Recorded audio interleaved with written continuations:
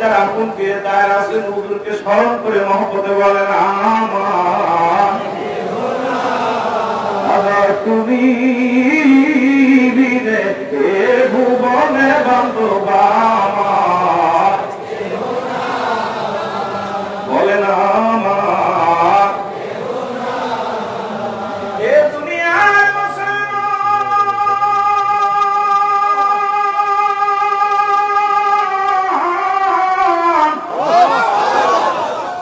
যে পীরের দরবারে আমরা আসিয়া ভাগ্য বলে এমন একজন দয়ালকে পাইলাম, এমন একজন দরদী বান্ধবকে পাইলাম রে মুসলমান, যার তুলনা হয় না, যার প্রশংসা করে, যার গুণগান গে, যার কথা বলে, যার আলোচনা করে আমার মতো গুনাহগারের জিন্দেগি শেষ হয়ে যাবে, আপন পীরের কথা বলা শেষ হবে না। জোরে বলেন ঠিক কিনা?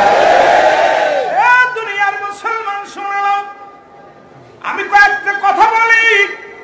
দুনিয়া থেকে বিদায় নিছেন খরিশালার শামসুদ্দিন খান, শামসুদ্দিন সরকার, চাচা মিয়া, বাদাম দিয়ে আপনারা অনেকেই চেনেন, তাদের বলেন ঠিক কিনা?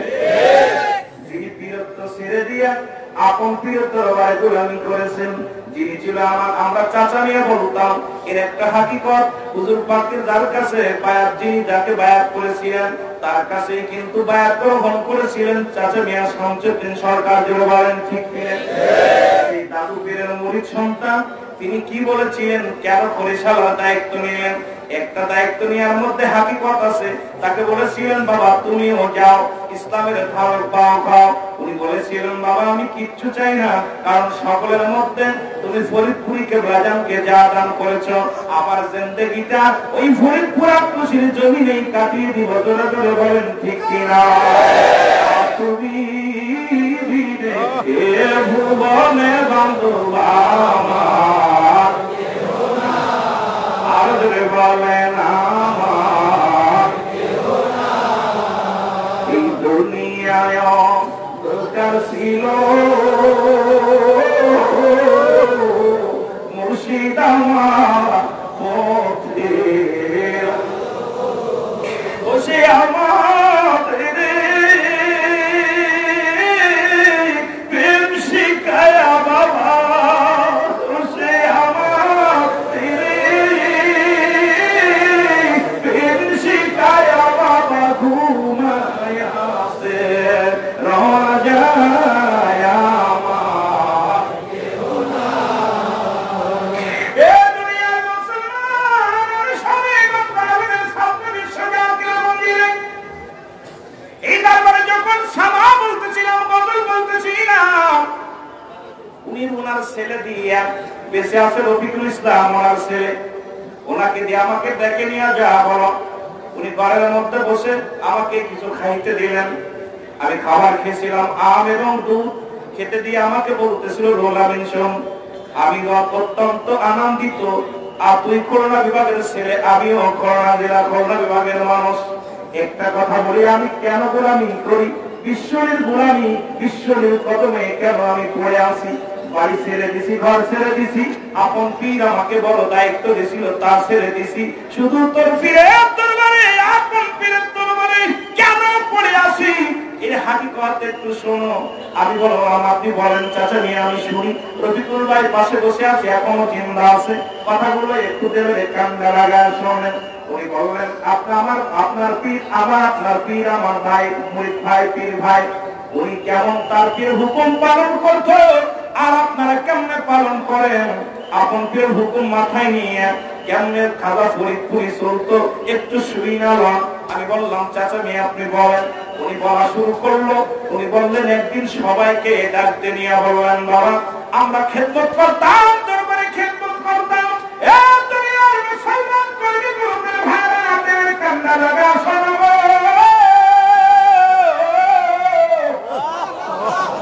আজকে দরবারে কেন খেদমতের জন্য আমরা পাগল? আমরা কর্মী ছিলাম, কর্মী আছি, কর্মী থাকবো, কারণ আমার পীর ছিল কর্মী, দয়াল নবী ছিল কর্মী। দুনিয়ার বুকে মাটি কাঁপছে, মাটি কাঁপছে, দুনিয়ার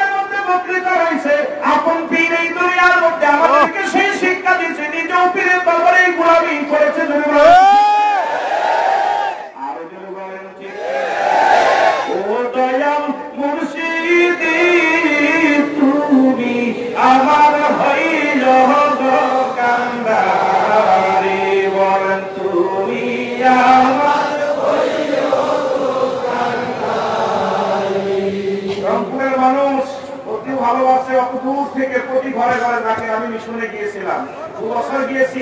রংপুর বিভাগের মানুষ এত প্রিয় আপন পীরের, অত দূর থেকে কষ্ট করে বাসের ভুটি নিয়ে এবং কষ্ট করে এই এলাকার মানুষগুলো আসে। আমার পীর আপনাদের অত্যন্ত মায়া করে, ভালোবাসে। রংপুরের মানুষ, রংপুর বিভাগের মানুষ, তোমরা ধন্য করে বলেন ঠিক কিনা?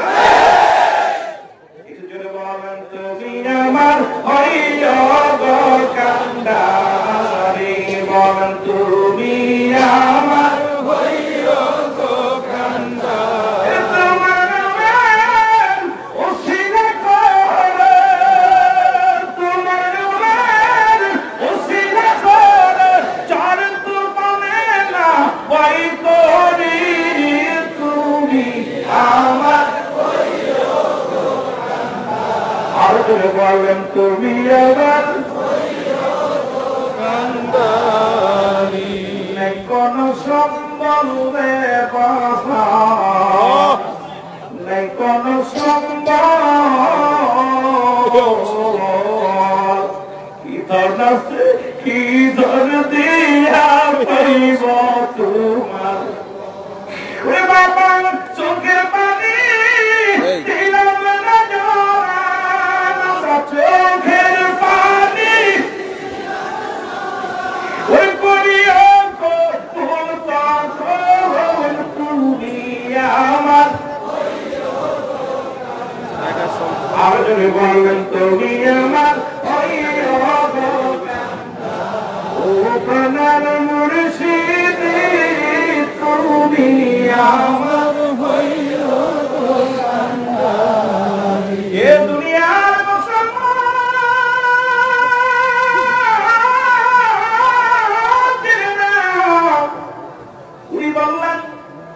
এ দুনিয়ার মুসলমান শোনো, আমিও খাজা ফরিদপুরের সফর সঙ্গী।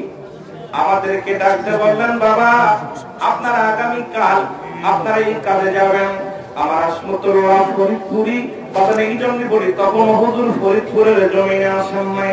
বাদান লক্ষ্য করে তেলের কান্ডা লাগায় শুনলেন। এবার বললেন, বাবা আমার আসমতুল্লাহকে আমি বকরি চড়ানোর দায়িত্ব দিলাম। পৃথিবীর মধ্যে সবচেয়ে পশ্চাৎ প্রাণী হলো বকরি, বাদান ছাগল যেটা বলা হয়।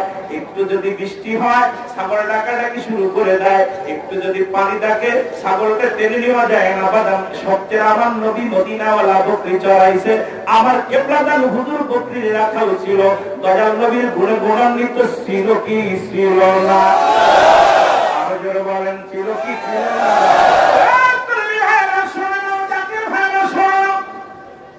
ওনাকে বলা হলো, আমরা আশ্চর্য হয়ে গেলাম। ওনাকে বকরির দায়িত্ব দেওয়া হলো, চড়ানোর দায়িত্ব দেওয়া হলো। ফজরের নামাজ শেষ করে ও মুসলমান বাক্কালাম ফাতিহা শরীফ পড়ে, খতম শরীফ পড়ে প্রতিদিন খাজা ফরিদপুরি বাইর হয়ে যেত। বকরি নিয়ে মাঠের ভিতরে চলে যেতেন। একটা নদী পার হয়ে বকরিগুলো চরের উপরে খাওয়াইতো। হুজুর একদিন নয়, দুদিন নয়, 5টা দিন পার হয়ে গেল। হুজুর অসুস্থ হয়ে গেল, কারণ সকালবেলা না খেয়ে আসে, আবার যেতে যেতে সন্ধ্যা লেগে যায়। আজকে দরবারে কতটা আবার নষ্ট করো, আজকে দরবারের ইতিহাস আপন পীর কেন তিলে তিলে এত বড় দরবার প্রসারিত করেছিল। বাবা এই দরবারের মালিক হুজুর বলে, বাবা আমি এই দরবারের মালিক না, এই দরবারে আমি একজন পাহারাদার। এই দরবারের মালিক শাহ মদিনাওয়ালা।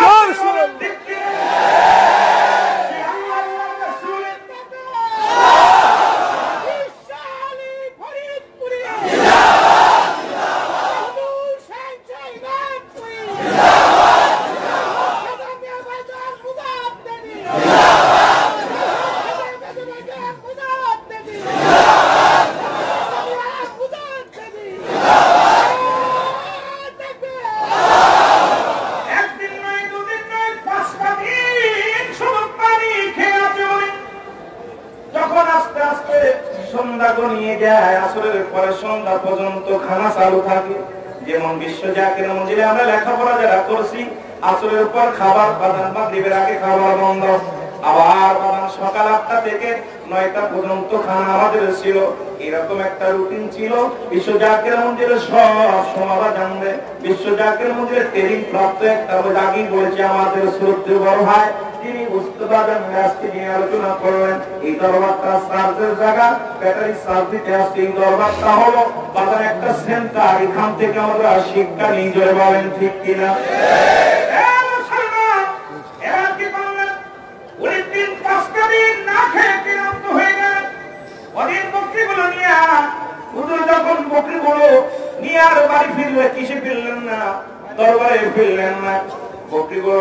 সন্ধ্যা লেগে গেল। দাদু পীর ডাকতে বললেন, তোমরা সবাই তো হাজির হয়েছো, আমার হাসমতুল্লাহ কই, আমার বড় মাওলানা কই?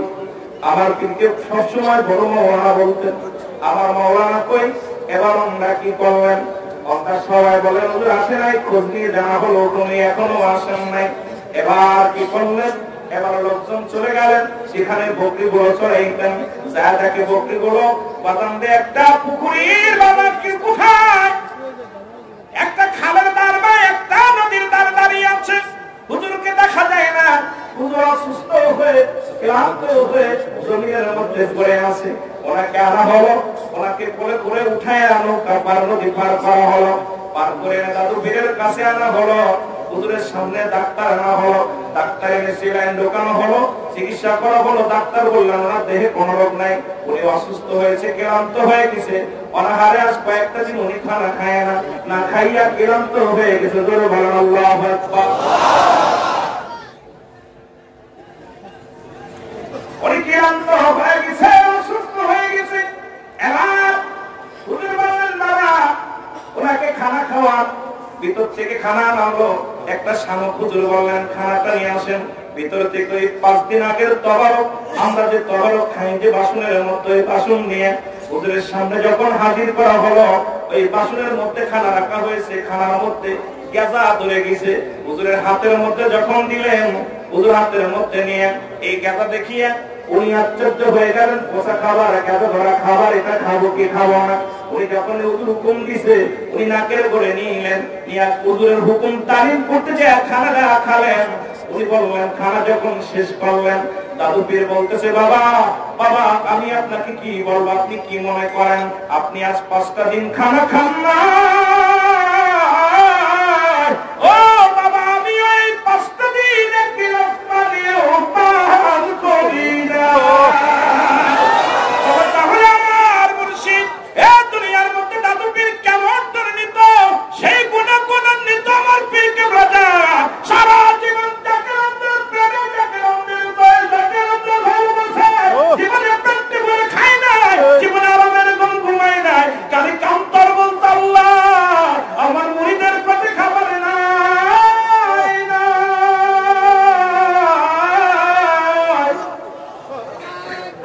গরিব মুরিদ আল্লাহ অন্যান্য পীর হুজুর বলতেন, বাবা অন্যান্য পীরের দাওয়াত নেই, পীর মুরিদের বাড়ি ভালো মন্দ খায়া তার দেহ করেছে। বাবা আমার মুরিদের দুঃখে সুখের নালিশ শুনতে শুনতে আমার সোনার দেহ কেন কঙ্কাল করে ফেলেছে।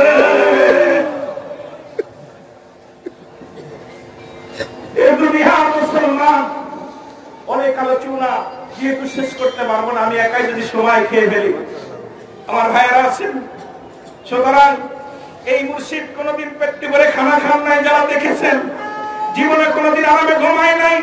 মুরিদের নালিশ শুনতো সদা সর্বদাই, বসে বসে চোখের পানি ছেড়ে কাঁদত। আপনারা বিদায় নিয়ে ওর শরীর থেকে যখন বিদায় নিয়ে চলে যেতেন, যতক্ষণ পর্যন্ত আপন মুরিদ নিজ ঘরে না প্রবেশ করেছে, আমার মুর্শিদ এক গিলাস পানিও স্পষ্ট করে না। জোরে বলেন ঠিক কিনা? যতক্ষণ পর্যন্ত মুরিদ রাস্তার মধ্যে থাকেন, হুজুর ততক্ষণ পর্যন্ত মুরাকাবার হালাতে আল্লাহর দরবারে চোখের পানি ছেড়ে কাঁদত। আল্লাহ আমার মুরিদ যতক্ষণ পর্যন্ত নিজ নিজ বাড়িতে না যাবে, ততক্ষণ পর্যন্ত মুজাদ্দিদ সাহেব আপনার কথায় ব্যতীত হয়ে চোখের পানি ছেড়ে ছেড়ে কাঁদতে। বলেন ঠিক কিনা? সেই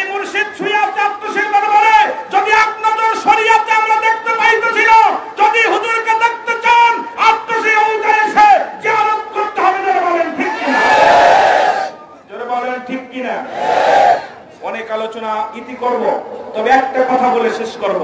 সেটা হলো, আমরা তরিকা নেওয়ার সময় ওয়াদা করেছিলাম, হুজুর বলছে বাবা পারলে সপ্তাহে একবার আসবেন, না পারলে 15 দিন পরে একবার, না পারলে 3 মাস পরে একবার, না পারলে বাবা বছরে ওরস শরীফ কাজা করবেন না। বলেন আমি আপনাদের অনুরোধ করি, যারা ভুল পথে আছে আপনার ভাইয়েরা বুঝাবেন যে আপনারা দয়া করে ওরস শরীফ কাজা করেন না।